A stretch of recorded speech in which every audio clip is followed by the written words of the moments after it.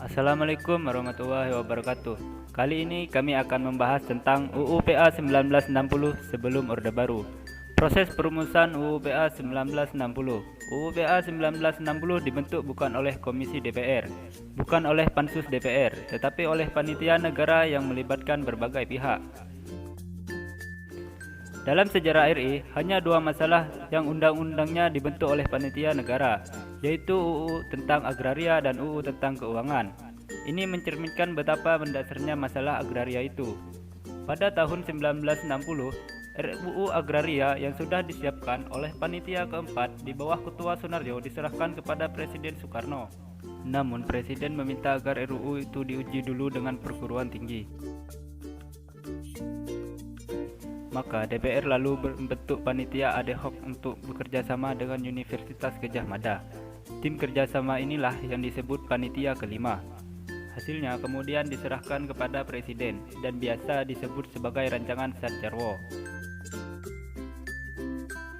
Setelah disetujui oleh Presiden, lalu dilontarkan ke DPR untuk dibahas, yang hasil akhirnya kemudian diserahkan pada tanggal 24 September 1960. Tantangan yang dihadapi pelaksanaan UU PA 1960.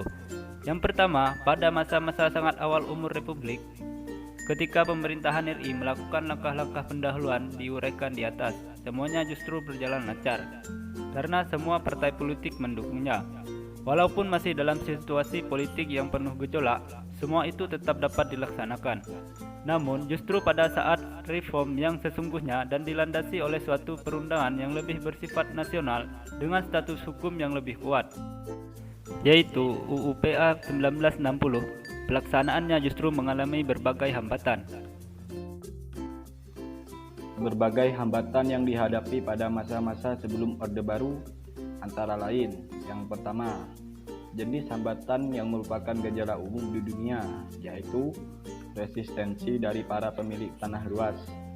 Kedua, sosialisasi mengenai konsep RR dan UU PA 1960 belum tuntas dan belum merata, sehingga bahkan para aparat pelaksanaannya sendiri pun belum benar-benar siap, apalagi wilayah Indonesia begitu luas dan beragam. Dinamika politik dunia dalam konteks perang dingin yang makin menajam waktu itu berdampak terhadap peraturan politik domestik, sehingga sikap partai-partai politik terhadap pelaksanaan LR pun menjadi sangat beragam. Aksi sepihak yang dilancarkan PKI saat itu menambah rumitnya keadaan, sehingga tercipta suatu persepsi yang keliru bahwa seolah-olah UU PA 1960 itu adalah buatan PKI. Sekian pembahasan tentang UU PA 1960 sebelum Orde Baru. Atas perhatiannya kami ucapkan terima kasih.